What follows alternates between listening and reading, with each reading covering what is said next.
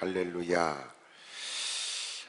우리 서로 다 인사해요. 잘 오셨습니다. 은혜 많이 받으세요. 잘 오셨어요. 여러분, 하나님이 주시는 큰 은혜와 복이 있길 바라요. 새벽에도 아주 눈이 많이 와서 걱정이 됐는데 그래도 좀 낮았어요. 그래도 햇빛이 나니까 많이 녹고 그랬어요.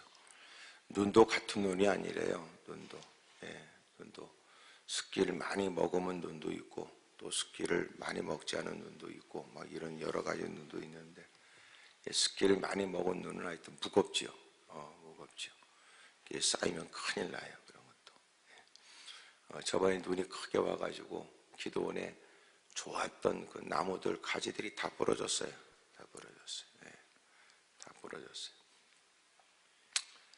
그런 걸 보면 눈은 아름답지만 않다, 이 생각들에. 눈은 아름답지만 않다.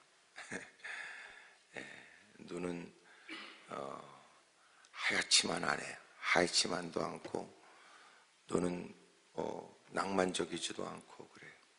눈 때문에 끔찍한 일도 많고, 눈이 오고 난 다음에 하여튼 도로는 대빵 지저분해지고, 눈 때문에 사람들은 피해를 입고, 그리고 위로부터 오는 눈은 여러분 하여튼 다 무너뜨려요. 다 무너뜨려요.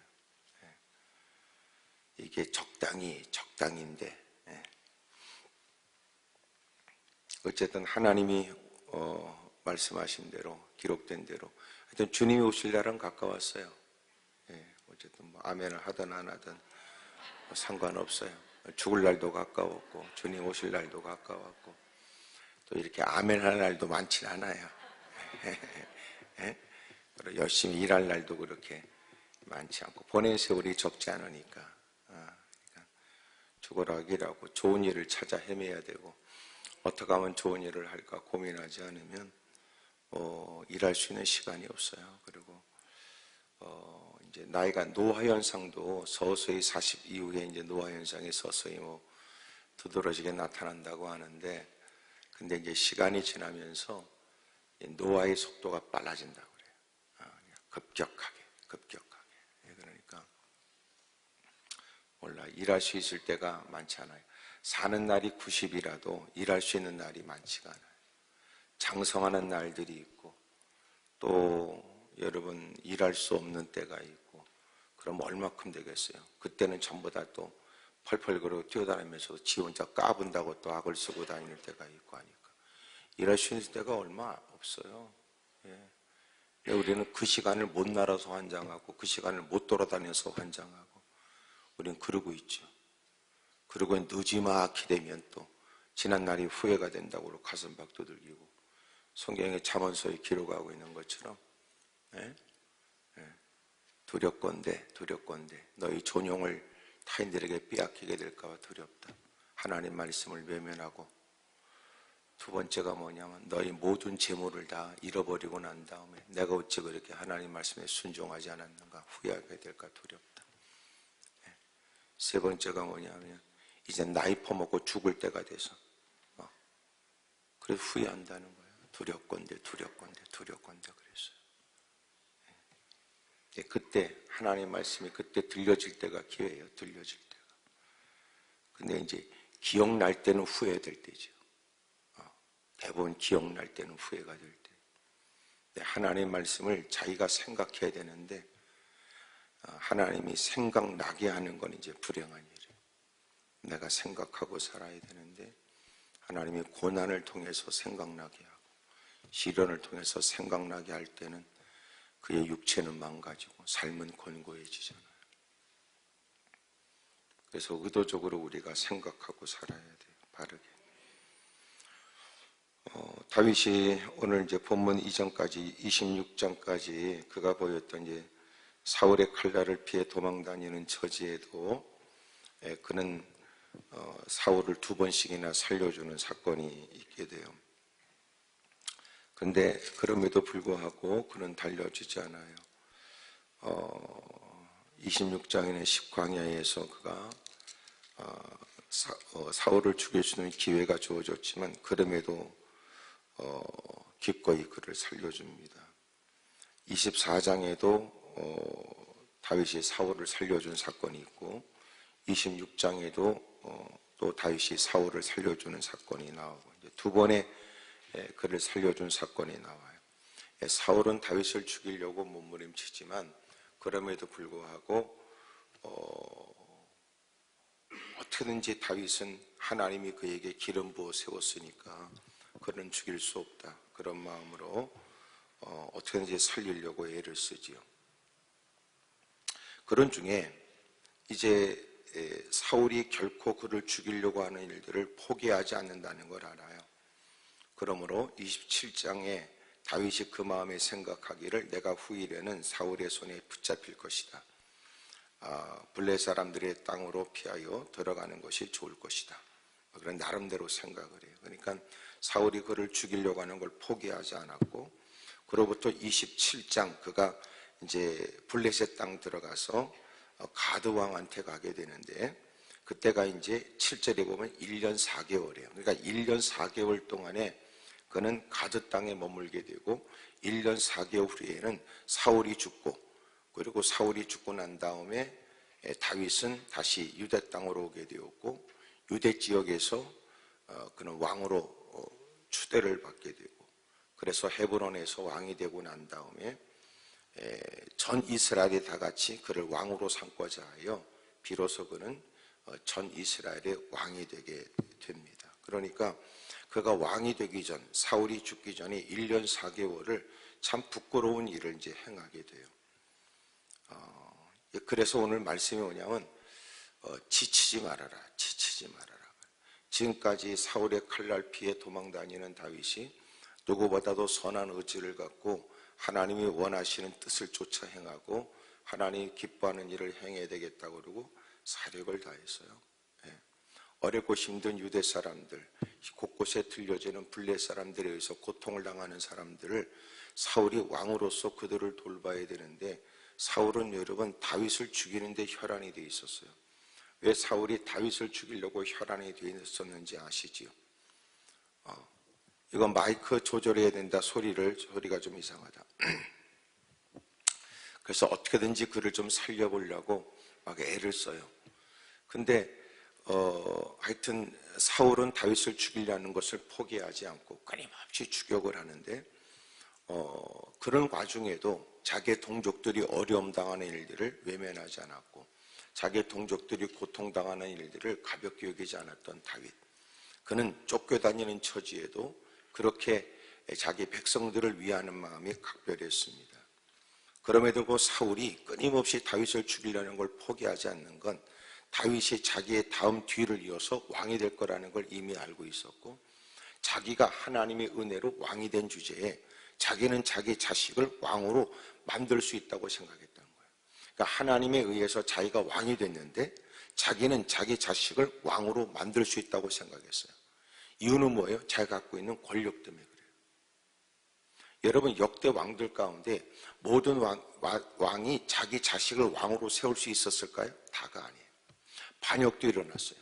또 하나, 여러분 모든 왕들 가운데 자식이 하나밖에 없는 게 아니에요. 대빵 많아요. 부인도 대빵 많고 자식도 대빵 많고. 그런 중에도 그럼에도 불구하고 희한하잖아요. 그럼에도 불구하고 하나님은 누군가를 세웠다. 이건 얼마나 각별한 일이냐 말이에요. 그러니까 다윗이 왕이 된 것은, 사울은 자기 자식을 왕으로 삼고자 했는데 사울의 자식이 왕이 된 게 아니라 하나님이 세운 다윗이 왕이 되었고, 다윗은 자기의 자식을 세우려 하는데 서열과 관계없이 솔로몬을 뽑아서 왕으로 세운 거예요. 이게 뭘 의미해요? 그러니까 아버지가 왕이라도 자식을 왕으로 삼을 수가 없었으며, 아버지가 왕이라도 모든 자식들이 다 왕이 아니에요. 그러니까 왕이 된다는 건 아버지가 자식을 왕으로 세울 수 있는 힘이 있어도 이것이 하나님이 소위 윤호해야 된다는 거죠. 그러니까 여러분 마음대로 되는 게 아니에요. 근데 자신도 자격 없는 처지에 하나님이 자기를 불러서, 여러분 그 당시까지 사울이 왕이 되기 전까지 어떻게 됐었어요? 전부 다 그 당시 사사시대잖아요. 사사시대가 다 끝났어요.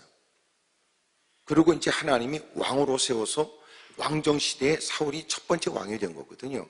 이것은 하나님의 각별한 은혜인데 하나님의 허락하심으로 주어진 왕정시대 왕의 제도가 시작됐는데 첫 번째 왕이 사울왕이 됐어요. 사람들이 처음에 인정하지 않았다고요. 그럼에도 불구하고 하나님이 세운 그를 모든 사람도 그를 따르지 않으면 안 되도록 만드셨고, 그래서 그를 존경하고 그를 두려워하는 마음으로 따르도록 만들었어요. 그래서 그의 자리가 공고해졌는데 이제는 왕으로서의 여러분 40년이 있다가 그는 끝나버리거든요. 그러니까 여기 다윗이 1년 4개월 동안 있었다. 이것은 사울에게 주어진 1년 4개월의 기회였고 다윗에게 1년 4개월 이곳에 있었다고 그러니까 1년 4개월 후에는 그가 왕이 되는 거예요. 근데 그렇게 지금까지 하나님을 섬긴다고 애썼던 그가 1년 4개월의 시간 속에서 부끄러운 모습을 보이게 된 거죠. 이유는 합당했어요. 사울의 칼날이 여러분 마침내 자기를 죽일 것이고 처자식을, 자기의 가족들을, 자기를 따르는 사람들을 죽일 것이다. 이런 생각이 그로 하여금 얼마나 책임감을 느끼게 했어요. 지금까지 나름대로 살군형을 찾아 애썼는데 이제는 여러분 더 이상 방법이 없다고 생각이 됐던 거죠.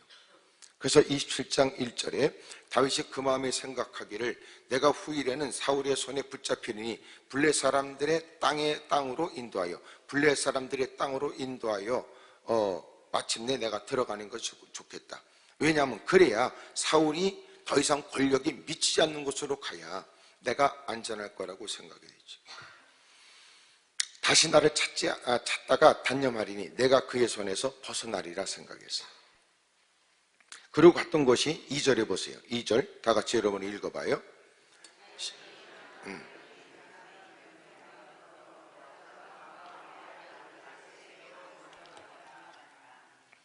다윗이 일어나 함께 있는 사람들 600명과 더불어 가드왕 마옥의 아들 아기스에게로 건너가니라. 마침내 그는 가드왕으로 갔어요. 가드왕. 가드왕이 어디예요? 여러분 블레셋이 있었던 가드왕. 가드왕. 여러분 그 가드왕 그쪽 마옥의 아들 아기스로 갔어요. 여러분 우리는 기억하죠. 지난날 다윗이 그곳을 한번 갔었던 적이 있었거든요. 갔다가 붙잡혔어요. 그리고 여러분 시편에 기록된 많은 여러 가지 시편에 있는 것처럼 그는 붙잡혔어요. 사람들이 말하기를 이 사람이 누군 줄 아세요? 이거 다윗 아닙니까? 이 다윗이 말이죠. 이것은 사울이 죽인 자는 천천히고 다윗이 죽이는 만만이란 그 얘기의 주인공입니다. 이 사람. 그 순간에 다윗이 붙잡혀 죽을 처지가 되자 마침내 그는 하나님께 기도했다는 거예요. 하나님께 절박하고 간절한 마음으로 기도했어요. 그랬더니 하나님이 그에게 번뜩이는 지혜를 줬어요. 그 지혜가 뭐냐면 미친 채 하는 거야. 미친 채. 침을 질질 흘리고 미친 채 했어요. 그래서 흐르는 침으로 여러분 침을 발라가지고 문에다 끄적거렸다고요. 그러니까 여러분 더럽고 추한 일을 행하니까 빨리 왕이 내쫓아버리라고 저 미친 것을 나한테 왜 끌고 왔냐고 그래서 살았어요. 그래서 시편에 보면 여러분 그 표제에 그렇게 나와요. 아벨론에게 쫓겨나서 지은 시 이런 시들이 나오거든요. 그러니까 그가 위기를 만났을 때 하나님께 엎드려 기도했고 하나님은 도와줬어요. 근데 그는 사울의 칼날이 더 여러분 두렵게 느껴졌어요. 그리고 그는 발걸음 옮겨서 가드왕 마옥의 아들 아기스에로 건너갔죠. 근데 놀란 건 이번에 아기스가 그를 받아줬어요. 왜 그럴까요? 이미도 가드왕 아기스에게도 그 다윗이 지금 어떤 처지에 있다는 걸 들은 거예요. 그러니까 골리앗을 쓰러뜨렸던 그 다윗이 사울에게 정적이 되어져서 사울의 칼날을 피해서 도망다니고 있다. 이런 얘기. 그런 중에 그가 소위 망명을 한 거예요. 나 망명합니다. 공식적으로 나는 망명합니다. 3절 다윗과 그의 사람들이 저마다 가족을 거느리고 가드에서 아기스와 동거하였는데 다윗이 그의 두 아내 이스라엘 여자 아히노함과 나발의 아내였던 갈멜 여자 아비갈도 함께하였더라. 다윗이 가드에 도망한 것을 어떤 사람이 사울에게 전하여 그가 마침내 기대했던 것처럼 사울이 더 이상은 수색하지 않았습니다. 5절에 다윗이 아기스에게 이르되 바라건대 내가 당신께 은혜를 입었다면 지방 성읍 가운데 한 곳을 내게 주어 내가 살게 해 주십시오. 당신의 종이 어찌 당신과 함께 왕도에 살리이까. 아기스가 그날에 시글락을 그에게 주었으므로 이건 변방지역이었는데 여러분 시글락이 오늘까지 유다왕에 속하게 됐다. 이 이후로부터 마침내 여러분 이스라엘의 유다가 다윗이 왕이 되면서 이스라엘 왕이 되면서 그 시글락이 완전히 유다 땅으로 들어오게 됩니다.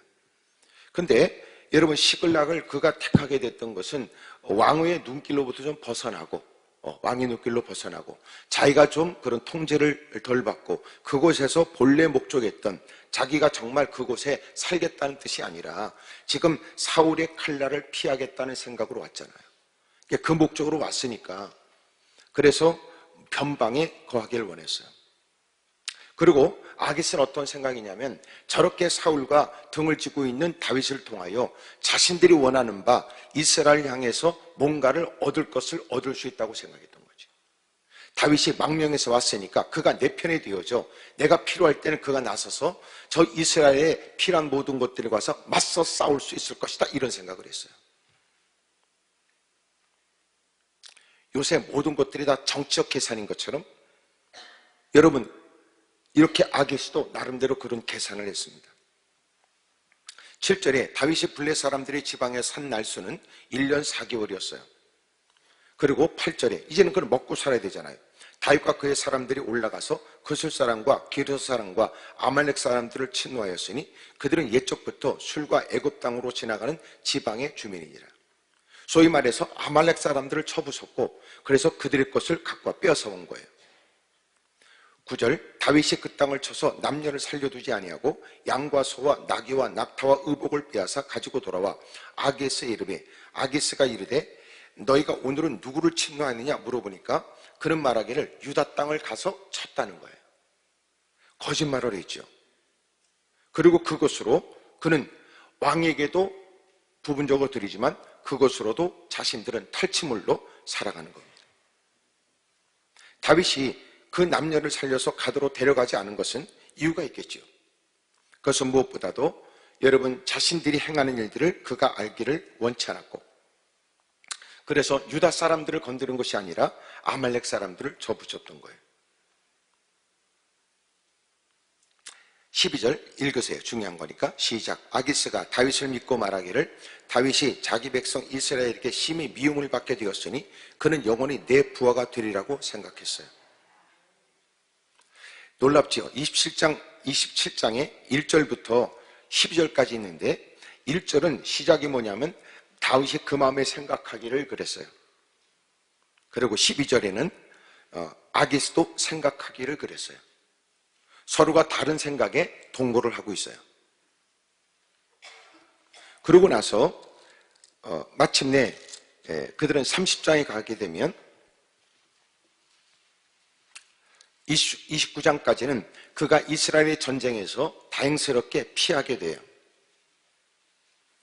29장에 사울과 소위 블레 사람과의 전쟁이 일어나는데 아기스 왕은 다윗을 앞장세고 싶었죠. 근데 다른 다섯 나라의 왕들이 있는데 그 사람들이 원치 않아요. 우리는 다윗을 기억하고 있으니까 다윗은 아니 말로 우리가 데려가기 찝찝하다. 그러므로 다윗을 제외시켜요. 저거는 우리와 함께 하지만 그가 어느 날 돌변할지도 모른다 이런 생각이에요. 그래서 다윗은 그 전쟁에 끼면 안 되는데 낄 수밖에 없는 상황에 끼지 않게 되었어요. 그리고 그가 자기가 있었던 시글락 땅을 떠나서 마침내 전쟁터에 나갔었는데 30장입니다. 30장 1절 다윗과 그의 사람들이 사흘 만에 시글락의 이름에 아말렉 사람들이 이미 네겝과 시글락을 침노하였고 그들이 시글락을 쳐서 불살았어요. 그러니까 아말렉 사람들을 가서 쳐서 그들의 것을 빼앗았던 그에게 이제는 그 자리를 비웠다는 사실을 알고 아말렉 사람들이 그곳에 온 거예요. 2절에 거기 있는 젊거나 늙은 여인들은 한 사람도 죽이지 아니하고 다 사로잡아 갖고 갔어요. 다윗과 그의 사람들이 성읍에 이르러 본즉 성읍이 불탔고 자기들의 아내와 자녀들이 사로잡혀 간 거예요. 일 때문에 나타나진 결과 4절 다윗과 그와 함께했던 백성이 울 기력이 없도록 소리를 높여 울었고 6절 백성들이 자녀들 때문에 마음이 슬퍼서 다윗을 돌로 치자 하니 다윗이 크게 어려운 처지에 놓이게 됐어요. 그리고 그는 비로소 하나님 여호와께 기도하게 되었죠. 그리고 하나님께서 가르쳐 줬어요. 7절에 8절에 다윗이 여호와께 묻자 이르되 내가 이 군대를 추격하면 따라잡겠습니까? 여호와께서 그에게 대답하시되 그를 쫓아가라. 내가 반드시 따라잡고 도로 찾을 것이다. 그리고 마침내 큰 승리를 하고 다시 돌아오게 됩니다. 그렇다면 오늘 사실은 27장부터 30장까지의 얘기라고요. 특별히 더 중요한 건 오늘 여러분 그들이 갔던 가드 땅, 그들이 가려고 했던 것은 사울의 칼날을 피해서 좀 더 안전한 곳에서 나를 따르는 사람들을 안전하게 지키고자 하는 것이었고 자기 가족들을 지키고자 했던 거예요. 그런데 30장에 가서 그만 그는 아말렉 사람들이 쳐들어오게 되어서 시글락 땅도 안전하지 않았어요. 마침내 그들은 와서 성읍을 다 불태웠고 모든 것들 다 약탈해갔고 자기 처자식을 다 끌고 왔던 거예요. 더 놀라운 사실은 자기와 동고동락하고 목숨을 걸면서 함께하겠다고 했던 사람들이 이제는 다윗을 향해서 죽여버리자 그러고 덤벼들었어요.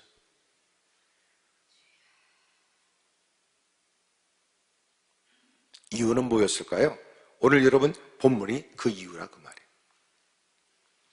이미도 26장 25절까지 있었던 하나님께서 그에게 은혜를 주었고 분별력을 주었고 누구보다 믿음으로 모든 일을 처신하도록 하나님이 도와주셨는데 27장에 그는 지친 상태에서 더 이상 내가 그를 피할 수 없다. 내가 하나님은 내게 두 번의 기회를 줬는지 모르지만 하나님이 나를 것을 시험했다고 여긴다.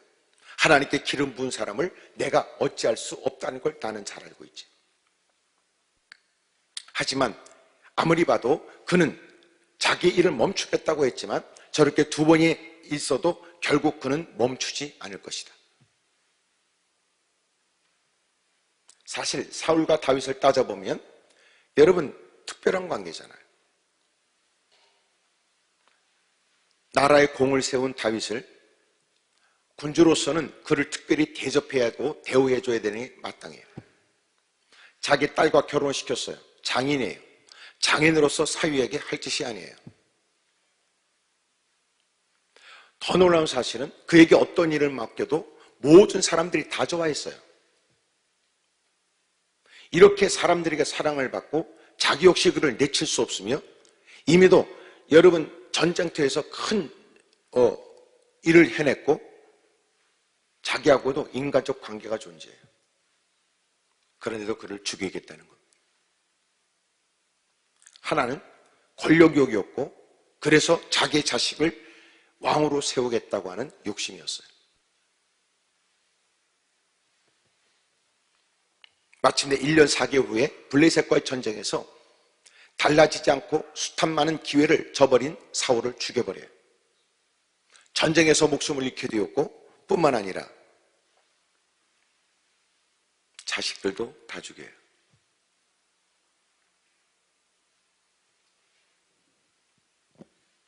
하나님이 사울을 버렸다고 말씀했고 다윗을 세우시겠다고 하셨던 말씀은 이루어지는 겁니다. 숱한 세상의 경랑 가운데도 하나님의 뜻은 이루어지고 예기치 못한 기후변화에도 하나님의 뜻은 이루어지고 생각지 못한 조석 가운데 뒤집어지는 인간들의 쏘가지 달라지고 변질되는 사람들 틈바구니에서도 하나님의 일들은 이루어지는 거예요. 그래서 우리가 하나님 말씀을 존중히 여겨야 되고 하나님이 하시려고 하는 말씀에 관해 우리가 들려줄 때마다 우리는 그것으로 모든 결단을 해야 될 필요가 있다는 거예요. 제가 얘기했어요. 하나님 말씀은 결정된 사실이다. 하나님 말씀은 결정된 사실. 그 말씀을 듣는 우리는 뭘 해야 돼요? 우리는 결단해야 돼요. 그 다음에요. 결행해야죠. 그리고 행해야 돼요. 하나님이 결정했어요. 우리는 결단하고 그 다음에 삶의 현장에 가서 결행하는 거예요. 뭐가 문제 있죠? 하나님 말씀이 들려지면 말씀이라고만 생각하지 이미 이것이 앞으로 살아갈 우리의 인생에 결정된 사실이라고 깨닫지 못하잖아요. 주님이 우리가 들려주는 것은 알게 하시고 하나님을 믿는다는 우리들에게 기회를 주는 거예요. 하나님은 다윗을 세우겠다는 거예요. 사울이 무슨 미친 짓을 해도 하나님은 다윗을 생명사계로 보호하세요. 솔로몬이 왕이 되고 난 다음에 그가 고백했던 1000번째를 들고 난 다음에 하나님이 그에 나타나셨을 때 내가 너한테 뭘 해주길 원하지? 하나님, 이미도 하나님 내게 베푸신 은혜가 큽니다. 내 아버지에게 은혜를 베풀어서 사울의 칼날을 피하는 중에도 하나님은 지켜주셨고, 그리고 왕으로 세워주었고, 하나님은 다윗에게 또 아버지에게 은혜를 줘서 또 자식이 대를 잇도록 왕을 세우셨습니다. 숱한 위험과 어려움 속에서도 하나님이 지켜주신 거예요.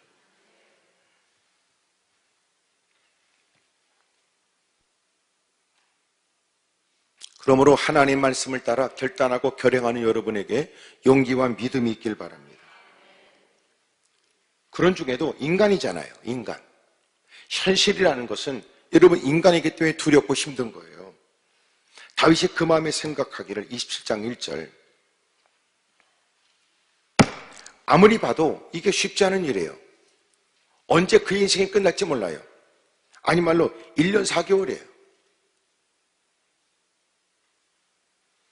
그렇게 여러분 1년 4개월 그 사이에 마침내 31장에 다 죽어버려요.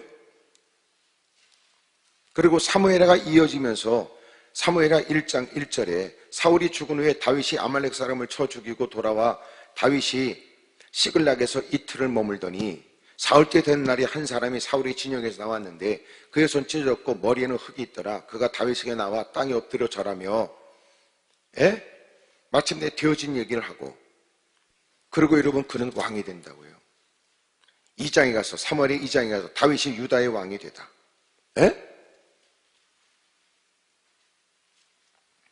4절에 유다 사람들이 와서 거기서 다윗에게 기름을 부어 유다 족속의 왕으로 삼았다.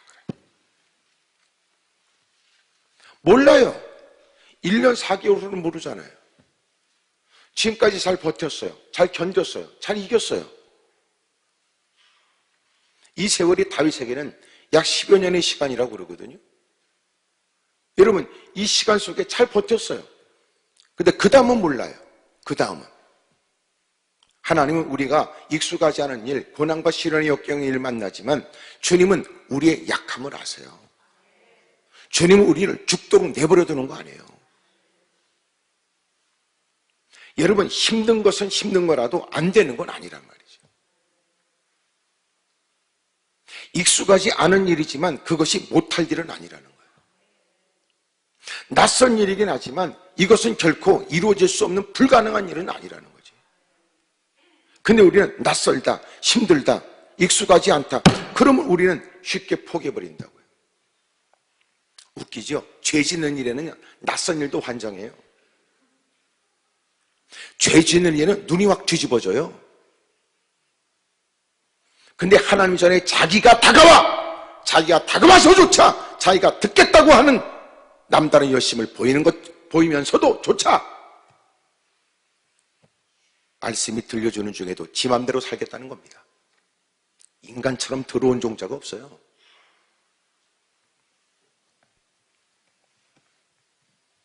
그래서 우리는 그런 인간들을 볼 때마다 전문용어로 뭐라고 그래요? 덜 터졌다 그래. 덜 터졌다. 덜 터졌다. 저 인간 아직도 버틸 기력이 있고 기댈 만한 언덕이 있으니까 저짓거리하지 그러는 거야.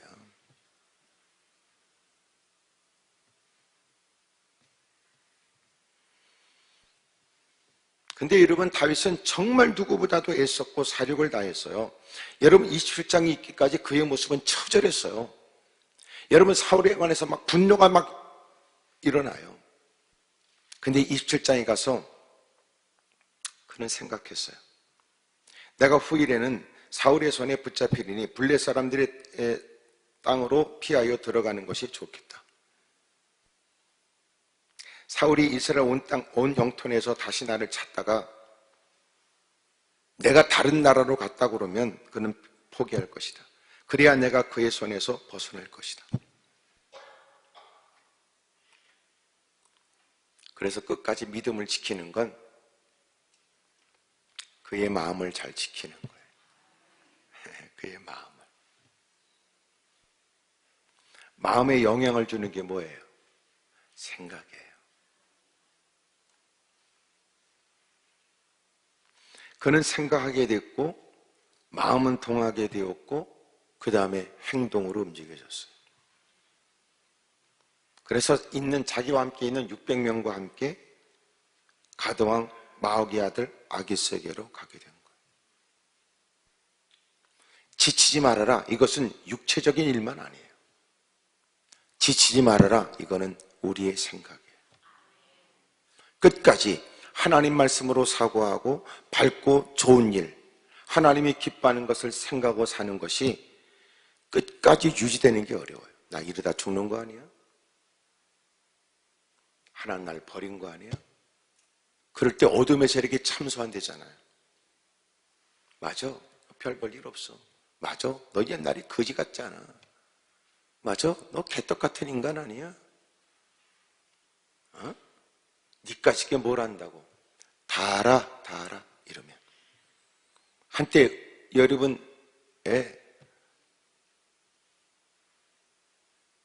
의욕에 충만했다가 순식간에 팍 꺾여버려요. 세상이 여러분 변화를 피할 수가 없대요. 세상이 발전된다는 의미가 뭘까요? 세상이 발전된다는 것. 세상이 발전된다는 건 네가 변화되어야 된다는 거예요. 세상이 막 기계들이 막 생겼어요. 그러면 이게 뭘 의미해요? 내가 새롭게 배워야 될 것들이 늘어난다는 거예요. 가서 뭘 배워야 돼요? 예? 행정복지센터에 가서 다 여러분 뭘 배워야 되잖아. 다 가서도. 키오스크도 안 누르는 것도 배워야 돼. 그런데 가서 요새는 나이 든 사람들 핸드폰 어떻게 사용하는 것 그것도 가르쳐줘요. 그러니까 세상이 발전된다는 것은 마냥 편한 게 아니에요. 그만큼 내가 배워야 된다는 거예요. 변화되어야 된다는데 변화된다는 말은 배워야 된다. 근데 배우면 쉬운 거 아니에요. 변화는 쉬운 거 아니에요. 왜 그래요? 변화는 새로운 걸 습득한다는 게 쉬운 게 아니거든. 이를 위해서 우리가 수용해야 될 게 뭐 있어요? 그거 뭐냐면 내가 생각을 바꿔야 돼요. 생각을. 나는 지금까지 살았던 대로 살려고 그래. 이러면 방법이 없지. 그래서 더 여러분 발전되는 세상에 더 밝게 사는 방법이 뭐냐면 내 생각을 바꾸는 거예요. 나도 이제 즐겁게 배우자. 나도 좀 더 배워보자. 치매 안 걸리는 방법 중에 하나가 뭐냐면 새롭게 뭔가를 배우는 거래요. 제가 얘기했어요. 사람과 짐승은 구분된다. 왜냐하면 사람은 생각하는 것이다. 생각한다. 생각한다. 사람은 생각하는 갈대다. 하여튼 어쨌든 간에 사람은 짐승과 구분돼서 생각한다. 어느 글을 보니까 그랬어요. 그런데 놀라운 건 사람은 생각하기 싫어한다.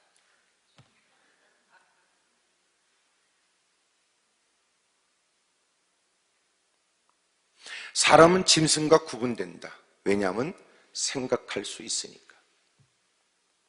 그런데 사람은 생각하기 싫어한다. 그러면 세상은 지금 누가 주도해요? 몇 깊이 생각하는 사람들에 의해서 세상이 움직여져요.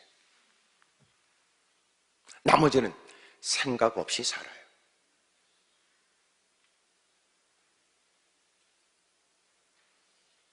어둠의 세력이 끊임없이 요구하는 거. 넌 생각할 거 없어.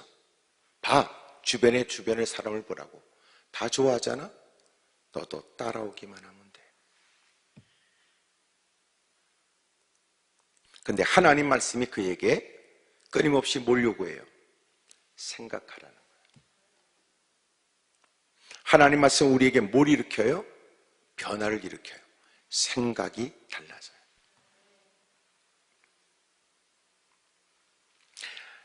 사람의 생각이 이제는 하나님의 생각으로 가득 차요. 그리고 처음에는 사람의 생각으로 하나님의 말씀을 판단했다가 이제는 하나님의 말씀으로 세상을 구분하고 분별하려고 그래요. 믿음이 충만하다는 것은 성령님으로 충만하고 말씀으로 충만한 거예요.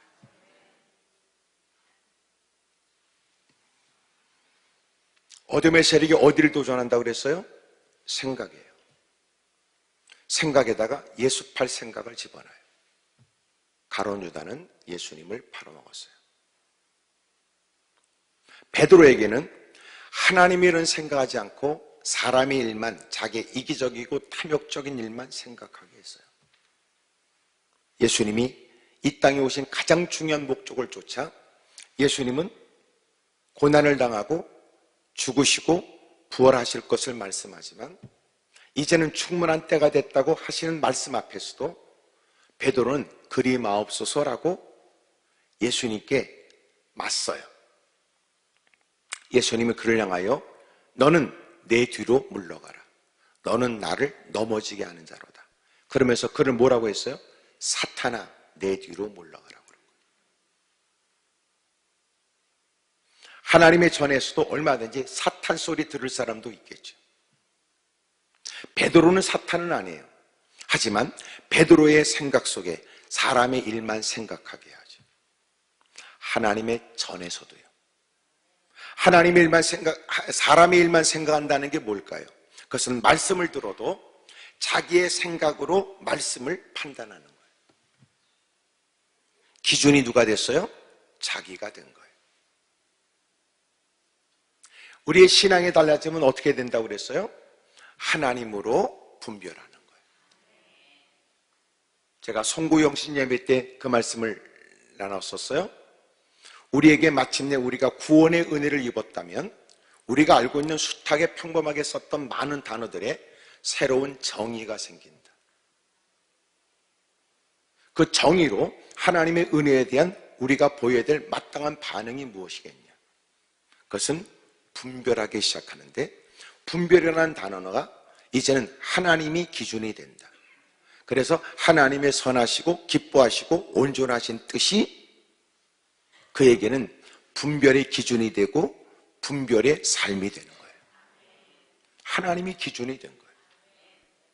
내가 좋으냐 내가 싫으냐가 아니고, 우리가 좋으냐 우리가 나쁘냐가 아니고, 하나님이 좋아하시느냐 하나님이 기뻐하시지 않느냐, 이것이 분별의 절대적 기준이 되는 거예요. 그래서 선하시고 기뻐하시고 온전하신 뜻이 무엇인지 분별하도록 하라. 근데 우리는 지금까지 분별은 뭐였어요? 우리는 가는 곳곳마다 가성비를 따져가면서 상품을 골랐죠. 사람들을 자기의 개인적인 지금까지의 경험을 가지고 사람들을 판단하고 분별했어요. 하나님의 일조차도, 하나님의 전에조차도 내가 기준이 되었으니까 내가 하고 싶은 일, 이것이 내가 해야 될 사역이라고 생각할 뿐이지 하나님이 원하시는 일, 그것을 해야 될 일로 깨닫지 못하는 거예요.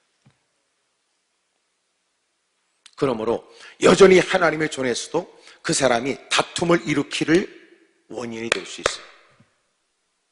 놀라운 건 하나님의 이름을 빙자해서요.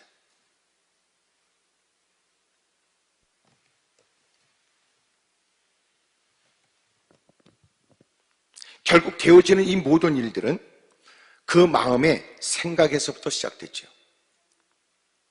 그 생각이 그 마음을 움직인 거예요. 생각이라는 건 얼마든지 자유롭죠. 사람들이 책을 읽어야 될 이유를 뭐라고 말해요? 책을 읽으면 상상력이 커진대요. 난 여러분들이 책을 많이 읽길 바랍니다. 책들을 읽으면 상상력이 생겨요. 보세요. 시집을 읽어도 똑같은 사물을 봐도 똑같이 사고하지 않아요. 수필을 보면 하루 일과도 똑같은 하루가 아니었어요.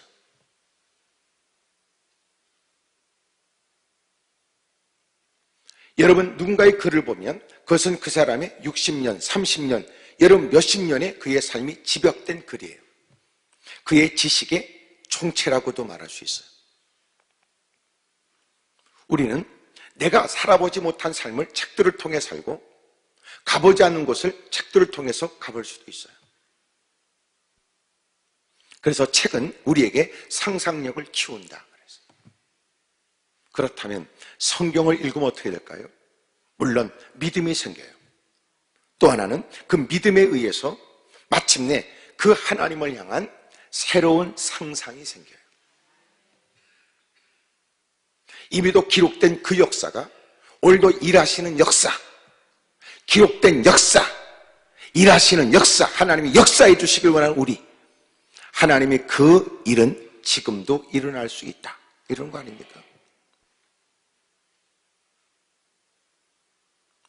그 사람을 그렇게 하나님이 행하셨다면 이런 일도 이루실 수 있다, 이런 거 아니에요? 하나님이 그런 글을 쓰셨다면 하나님이 이런 나도 쓰실 수 있다, 이런 거 아닙니까?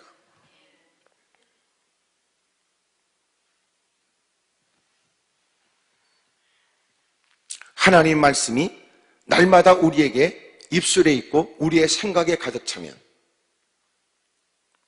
여러분, 우리의 삶은 지금보다 더 나은 삶으로 발전이 되죠. 하지만 생각도 지쳐버리는 거예요. 그래서 날마다 하나님의 말씀 안에 있으려고 애를 써야 돼요. 마지막 때 현상이 뭐예요? 끊임없이 어둠의 세력이 우리를 자극하고 도전한다. 그렇기 때문에 너희들은 모이기를 패하는 어떤 자들의 습관처럼 하지 말고 모이기에 힘써야 된대요. 그리고 하나님 앞에서 날마다 말씀을 통하여 지쳐있는 우리의 생각도 힘을 얻어야 돼요. 맞아, 그렇지, 맞아, 아멘. 알고 있는 말씀이라도, 내가 알고 있는 말씀이라도 강단에서 선포되어서 다시 듣게 되는 말씀이 그 말씀을 더 견고케 한단 말이에요. 그 마음을, 모르는 말씀은 아닌데 그 말씀을 또 들으면서 그 마음이 더 확고해지잖아요. 다음 주에 신학생들 훈련이 있기 때문에 저도 금식을 이제 이번 주에 한 3일을 했어요. 그러면서 점점 힘들어요. 3일 하면서 좀 이렇게 힘들다 그러는 중에 이런 마음이 있어요. 하나님 말씀이 새삼 깨달아졌어요. 사람이 떡으로만 살 것이 아니고 하나님의 말씀으로, 하나님의 입으로부터 나오는 모든 말씀으로 살 것입니다. 금식은 굶는 게 아니에요. 말씀으로 살겠다는 거죠. 마귀는 굶으니까 너 돌을 떡이 되게 해서 먹으라 그래요. 소위 말해서 금식이 사람들이 살 빼기 위해서 단식하는 거하고 달라요. 살 빼는 목적의 금식이 아니에요. 때로는 병원에서 물도 어떤 음식도 먹으면 안 된다고 할 때가 있어요. 물조차 말이죠. 그것은 건강을 위한 거예요. 치료를 위한 거. 우리가 말하는 금식은 뭐예요? 말씀으로 살겠다는 거예요. 그래서 금식은 단지 밥을 안 먹는 게 아니고 본래는 금식으로 기도한다는 거예요. 근데 기도가 빠져버리고 금식만 존재해요.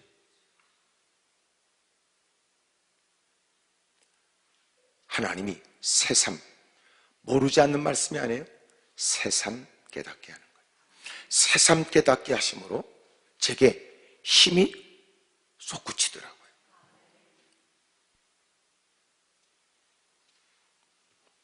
여러분도 간혹, 여러분 금식의 날짜는 중요하지 않아요.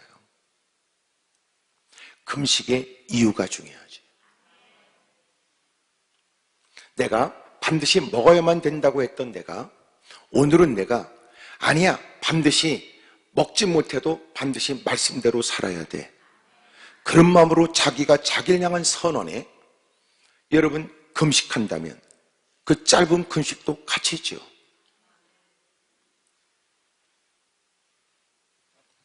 우리는 워낙 보고 듣는 것이 많아요. 다시 말하면 우리의 생각은 끊임없이 자극을 받고 산다는 거예요. 이상한 걸 보면 이상한 마음이 들어요. 화려한 걸 보면 그것을 꿈꾸게 돼요. 멋진 여러분 여행지에 대한 얘기 여러분 듣게 되면 여러분 그것이 로망도 될 수 있어요. 근데 하나님 말씀을 접하게 되면 우리는 새로운 상상을 해요. 새로운 생각을 해요. 그 하나님의 큰 사랑, 변함없는 그 사랑 앞에 우리가 하나님의 자녀라는 이 사실은 우리로 하여금 멋진 꿈을, 멋진 상상을 하게 해요. 하나님이 그런 나를 통해서 하실 일들에 대해서. 요새 상상력이 빈곤하지요? 신앙이 요새 시원치 않은 거예요. 요새 확신하건대 말씀과 기도가 부실한 게 분명해요. 옆에 사람한테 물어보세요. 요새는 그쪽 상상력이 빈약하지요? 해봐요. 시작. 상상이고 나발이고 지금 그러는 거 아닙니까? 네. 그러니까 한때 여러분이 교회 생활하면서 즐거웠던 때를 생각하세요. 그때는 그 상상력이 있었어요. 하나님 전에 나갈 때마다 하나님께서 내게 깨닫게 하심에 그는 막 기뻤어요. 즐거웠어요. 하나님의 나를 향하여 들려준 말씀, 하나님의 나를 향해서 뭔가 들려주시면서 하시려고 하는 일들이 막 부풀었어요. 예? 때로는 예배를 길게 드리고 싶지 않아. 그 이유는 예배가 지루해서가 아니야. 오늘 막 가슴에 막 벅차도록 일어나게 하시는 그 일에 당장 뭘 해야 될 것 같아서.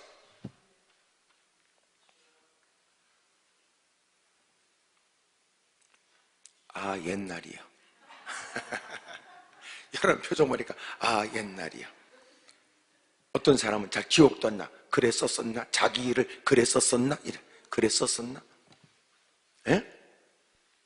그렇게 여러분 교회를 즐겁게 출석했던 사람들 어느 순간 이제는 상상력이 없어져 버렸어요. 그리고 예배 시간을 버텨내는 게 이제는 과제예요. 급기야 이제는 마음에 부하가 치밀어 오르는 것 같아. 이제는 목사의 설교의 책임을 전가하고 싶어. 재밌게 좀 하세요. 재밌게 좀. 재밌게 좀. 좀 뭘 보여줘 가면서 좀 하세요. 재밌게 좀 하세요. 오래전에 그래서 누군가는 오래전부터 예배는 쇼냐 예배냐 이런 이야기 했어요.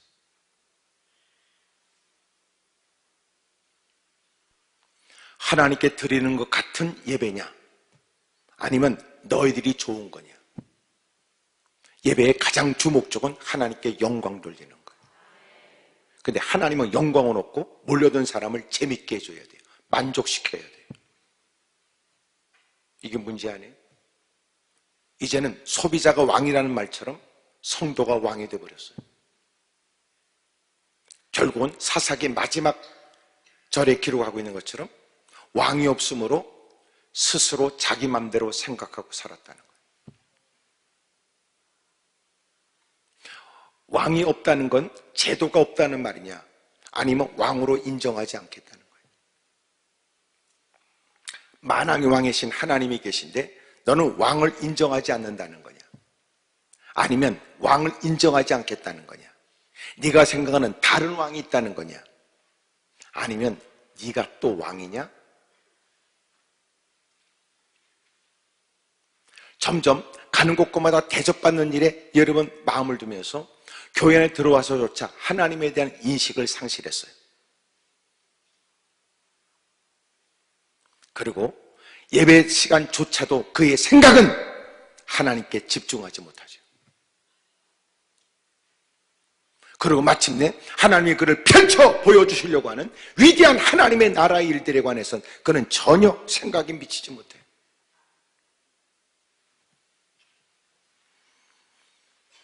제가 보니까 지쳐있는 거예요. 지쳐있는 거예요. 여러분 지치지 않고 날마다 생기가 있으려면 날마다 생기가 있는 삶을 살려면 말씀과 기도에 힘써야 돼요. 말씀과 기도로 우리는 거룩해져요. 하나님의 말씀이 있느냐, 기도가 있느냐. 말씀을 통해서 날마다 자기를 살펴야 돼요. 그리고 날마다 기도로 길을 물으라고 제가 그래서 여러분들에게 읽으라고 써놓은 거예요. 제가.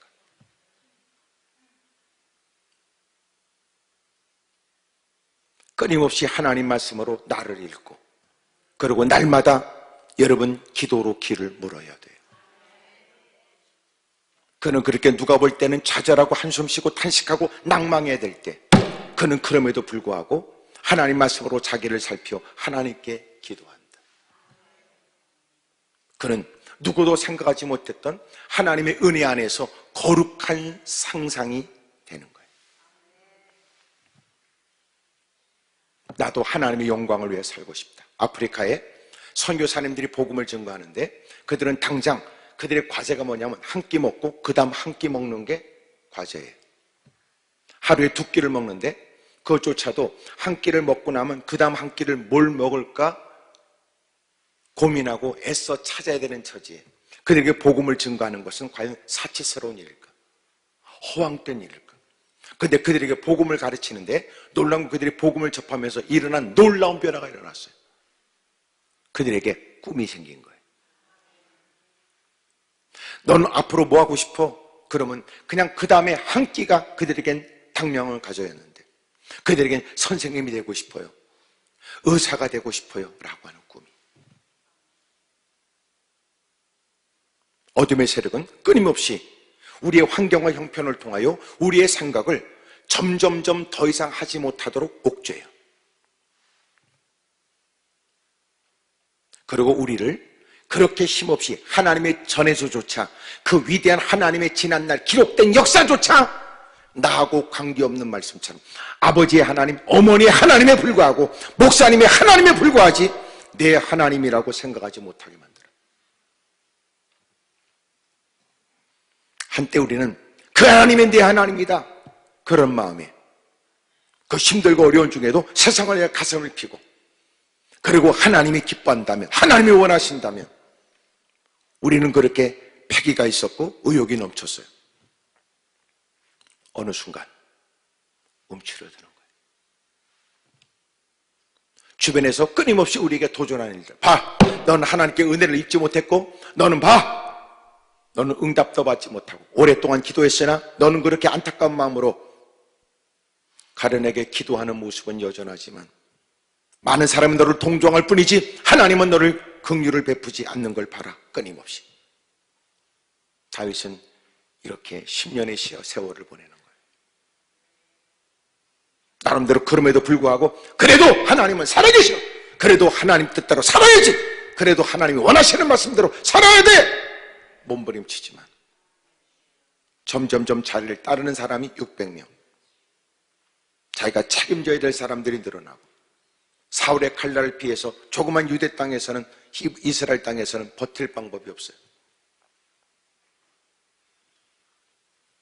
그래서 국리 끝에 나름대로 생각하기를 당장 위협을 받고 있는 사울의 칼날을 피해가는 것이 우선이라고 생각해요.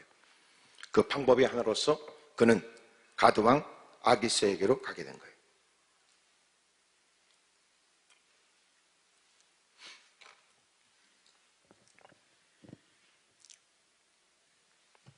사랑하는 여러분, 무엇보다도 끊임없이 환경이 우리에게 자극하여 그 생각하는 것은 현실적이라고 하는 것은 이해가 되지만 신앙적인 건 아니에요. 그 제가 늘 얘기하라고 그랬어요. 누군가가 현실적인 일 때문에 한숨 쉬고 탄식하면 우리는 공감할 수 있어요. 힘들구나, 어렵구나, 얼마나 고통스러우면 야 내가 지난날에 일을 하는데 네가 오늘 이렇게 탄식하고 절망하는 거 보면 얼마나 힘들까 공감해야 돼요. 공감 능력이 없는 것은요 사회생활을 못해요. 공감 능력이 있어야 돼요. 소통은 뭐예요? 공감력이 있어야 소통이 되는 거예요. 소통은 말을 해서 그 말을 알아듣는다 이게 아니고요 공감이 돼야 소통이 되는 거예요. 우리는 공감해요. 예배 자리에서 우리는 피차 중요한 건 이 시간도 마찬가지. 공간에 있지만 더 중요한 건 공감하는 거예요, 여러분들. 공감. 그러나 여러분, 때로는 우리가 삶 현장에서 힘들고 어려운 처지에 대한 넋두리 같은 얘기에 우리는 공감해야 돼요. 공감으로 끝나면 안 돼요. 우리는 영감으로 옮겨져야지. 영적인 감각으로 주님이 뭘 원하시는지에 대한 것으로 나아가야 돼요. 힘들어, 어려워, 고통스러워 하지만 침을 꿀꺽 삼키고 고개를 들어 주님을 바라보고, 그래도 하나님은 계시잖아, 이래야 되거든요. 그러면서 다시금은 생각한다. 나는 지금 어려운 처지야. 지금 여기에 이 문제를 해결하려면 얼마큼의 돈이 있어야 돼. 이 문제 해결하려면 이만큼의 도움이 필요해. 이 문제 해결하려면 어떤 여러분 환경과 여건이 조성돼야 돼 라고 우리는 분석하고 현실을 얘기하고 논리적으로 얘기할 수 있어요. 그런 일에 사람들이 주변에서 한숨 토하고 여러분 걱정하는 얘기를 듣다 보면 나도 힘이 빠져요. 그렇지만 그럼에도 불구하고 이제는 하나님으로 생각하기 시작해요. 하나님은 뭘 원하지? 하나님은 내게 뭘 원하시는 거지? 다윗은 그 생각을 못했어요. 그의 처지는 다급했고 자기를 따르는 사람들에 대한 책임의식은 사실은 그를 압박했어요. 그리고 그는 옮겨가게 되죠. 그리고 드디어 아기스 왕에 가게 되었고 그는 시글락 땅에 있게 됐습니다. 결국은 30장에 가서는 그는 자기에 따르는 사람들, 그들을 위해서 위험을 감수했고 쉽지 않은 결정을 했지만 그들을 위한다는 결정에 그는 그들로부터 위협을 당하는 처지가 돼요. 그들을 죽이려고 다윗을 죽이려고 덤벼들었어요. 근데 다행스럽게 3장에 가면 그는 하나님께 기도해요. 에봇을 갖고 오라고 그러고 하나님의 뜻을 묻지요. 하나님, 내가 추격하면 아말렉 사람들을 가서 다시 내 사로잡혀간 자녀들을, 그 모든 것들을 다시 되찾을 수 있을까요? 하나님이 가르쳐줘요.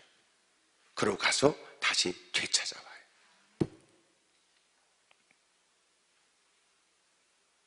(27장에는) 30장처럼 다급한 처지에 에봇을 갖고 와서 하나님께 묻자라고 했던 내용이 없어요.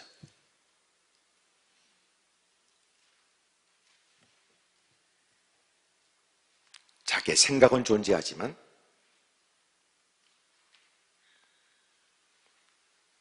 기도할 마음은 없었어요. 상황이 우리를 그렇게 만들어요.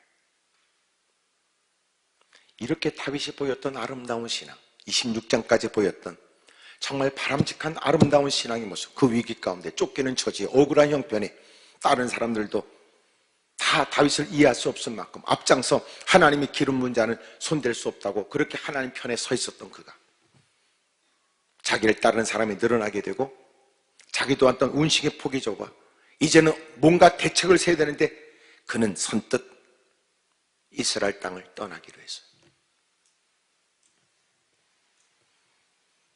근데 가드 땅으로 갈 생각은 했는데 왜 기도할 생각은 못했는지 그게 놀랍죠. 잘 들어보세요. 기도는 누구나 할 수 있잖아. 누구나 하는 건 아니에요. 누구든지 하지만 모두가 하는 건 아니에요. 누구나 할 수 있어요. 모두가 하는 게 아니지. 자, 옆에 분하고 인사하세요. 기도는 누구든지 하는데 모두가 하는 건 아닙니다. 시작. 한 번 더 하세요. 기도는 누구든지 할 수 있는데 너는 합니까? 물어봐. 시작.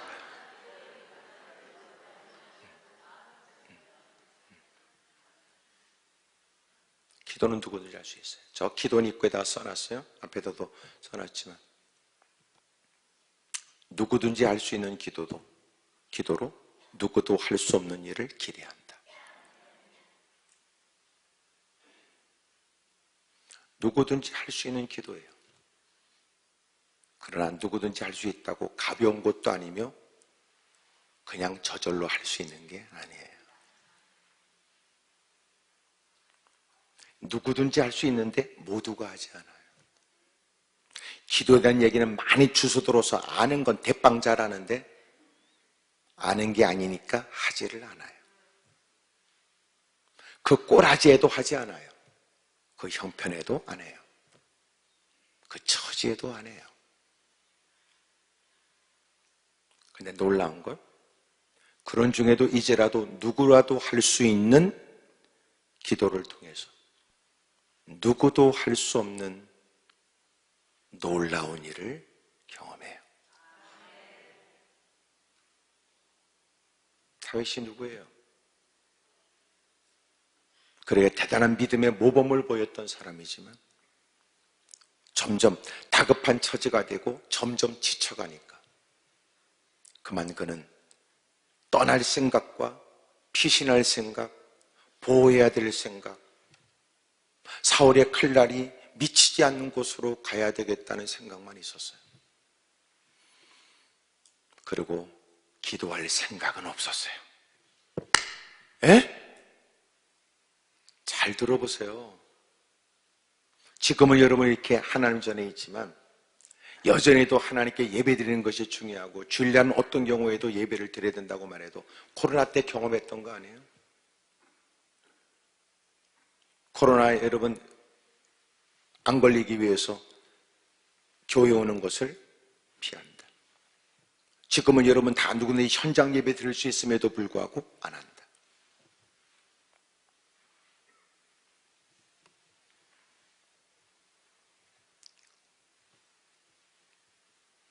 우리는 제가 보니까 이게 종자가 더러워서 우리는 알아서 신앙생활하라 하면 안 돼요.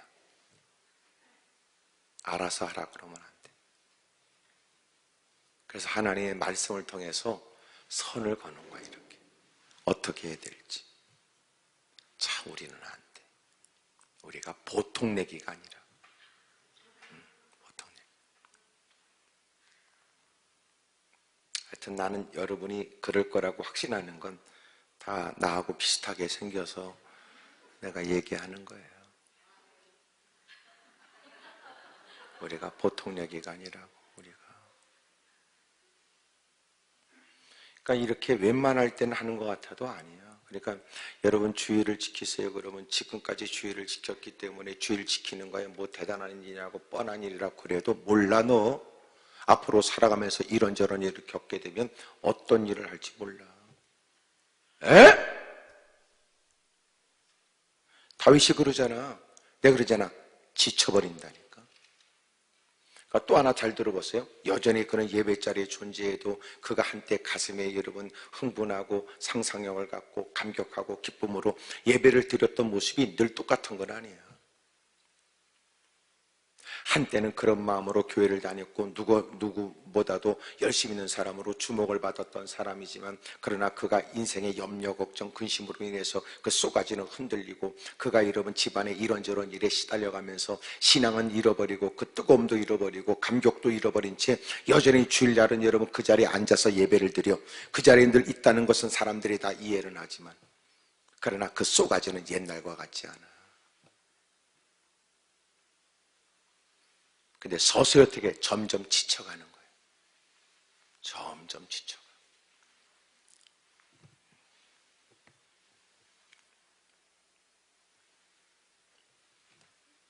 그러므로 나름대로 생각했다는 일이 얼마나 부끄러운 일인가. 그렇다면 그가 적어도 기도해야 했었다. 기도해야. 우리가 생각할 때 기도처럼 쉬운 일이 어디 있어요?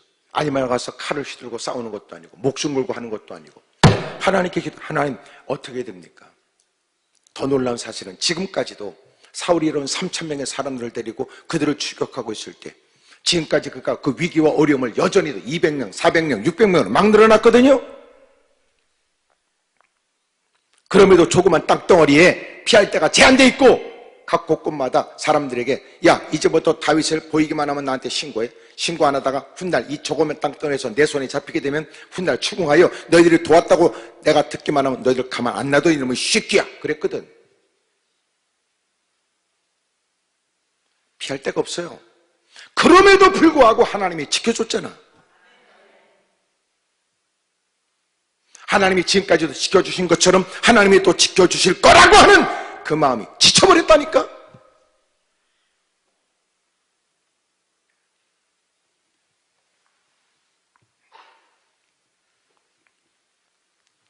오늘 여러분 하나님의 전에 있으면서도 예전에 보지 못했던, 요새는 같은 자리에서도 한숨이 늘어난다. 지쳐서 그래요. 다시 말씀으로 돌아가셔야 돼요.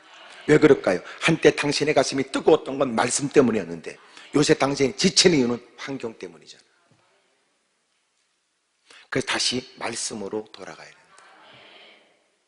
말씀 안에 있어 사고할 때는 여러분 큰 꿈에 부풀어 있었고 그런 일들을 기대하고 흠모했는데 어느 순간 여러분 환경 가운데 있다 보니까 말씀을 잃어버렸고 환경, 현실 앞에서 살 국리를 찾으니까 오늘 다시 지천이 여러분들이 새 힘을 얻기를 바랍니다. 아멘입니까? 네.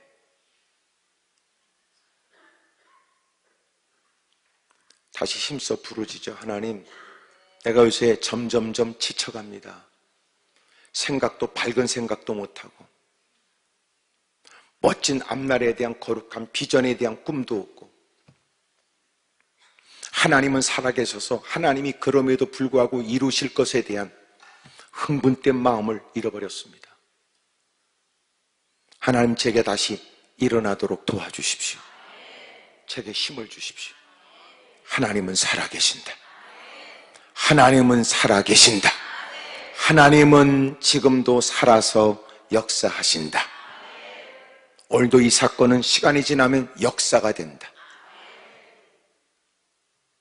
그리고 날마다 지난 역사를 통해서 오늘도 역사하실 주님을 기대한다. 그 마음에 다시 생기가 일어나기를 주의 이름으로 축복합니다. 오늘 여러분 다시 기도가 살아나셔야 돼요. 아멘입니까? 옆에 분하고 다 인사하세요. 그쪽은 뭐가 문제예요? 물어봐요. 시작. 제가 보니까 지쳤어. 지쳤다고. 지금까지 오랜 세월 했는데 지친 거야. 어찌 보면 여러분 누가복음 18장 1절에 너희가 기도하되 낭망하지 말아라. 낭망하지 말아라. 지쳐있는 그들에게 낭망하지 말거라. 밤낮 부르짖는 택하신 자들의 기도를 주님이 외면하겠느냐. 결코 네가 어리석지 않다는 걸 내가 반드시 보여줄 것이다. 네가 내 말을 따라 행하는 일에 내 말이 네게 보여지고 그들도 보게 할 것이다. 오늘 다시 예수님의 이름으로 일어나길 바랍니다.